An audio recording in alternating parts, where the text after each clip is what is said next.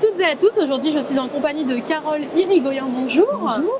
Alors vous êtes responsable communication à l'ISEP. Tout à fait. Est-ce que vous pouvez, avant qu'on rentre dans le vif du sujet qui sera donc les formations en apprentissage, est-ce que vous pouvez nous présenter un peu votre école?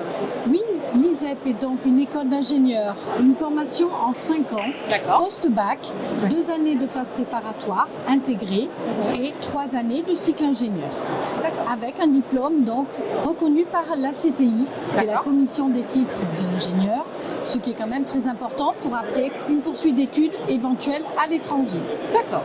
Alors donc là, nous, malgré tous les sujets qu'on pourrait évoquer ensemble, on va se focaliser donc sur les formations en apprentissage. Alors peut-être que ceux qui nous regardent ne savent peut-être pas encore ce que c'est une formation en apprentissage. Est-ce que brièvement, vous pouvez nous faire une petite présentation? Bien entendu Caroline, avec plaisir.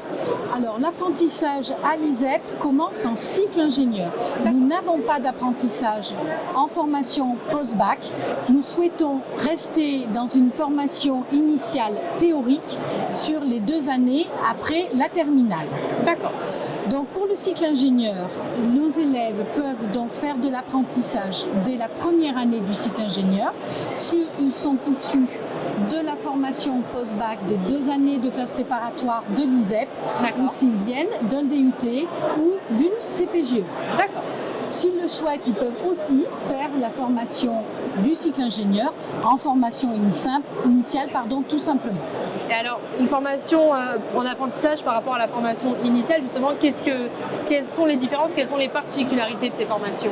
Alors, la formation en apprentissage, vous le savez Caroline, ça permet, si vous voulez, à nos élèves de rentrer dans le monde professionnel plus rapidement, avec donc effectivement des sujets, des projets que l'entreprise leur propose en adéquation, bien entendu, avec nos formations et les disciplines et parcours enseignés. D'accord. L'apprentissage permet, si vous voulez, aux candidats et à nos élèves de pouvoir donc avoir des études payées par l'entreprise et de recevoir une rémunération, un salaire lorsqu'ils sont salariés dans l'entreprise.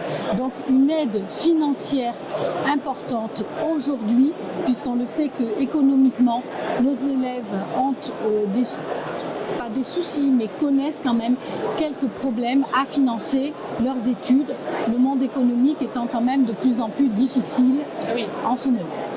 C'est vrai, ça c'est vrai que c'est un argument non négligeable pour les étudiants et en plus ça permet aussi aux écoles de diversifier un petit peu leur vivier d'étudiants, finalement d'ouvrir à d'autres profils. Et alors, du coup, moi j'aurais une dernière question concernant l'apprentissage, c'est comment en tant qu'étudiant, parce qu'on sait que des fois les choses ne sont pas forcément simples, comment on peut allier facilement la vie étudiante, donc les études, les associations, etc., et en parallèle la vie en entreprise qui est un rythme qui peut être parfois fastidieux pour certains. Effectivement, le milieu de l'entreprise est très exigeant au niveau des projets qui leur sont soumis, mais des horaires aussi qu'ils ont à faire dans cette entreprise. Donc nous les excusons entre guillemets s'ils n'ont pas une vie étudiante dense et nous les préservons aussi d'événements comme typiquement les salons. On sait que le samedi, ils ont plutôt envie de se reposer et de travailler encore une 6e journée sur une semaine qui fait 7 jours. Bien sûr. Voilà. Donc non, ils se débrouillent bien. On est très attentifs à ce que ce rythme-là de un mois, leur convienne.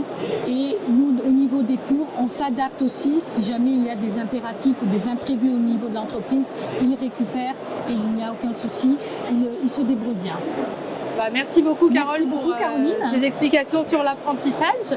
Merci à vous de nous avoir suivis et je vous dis à très bientôt.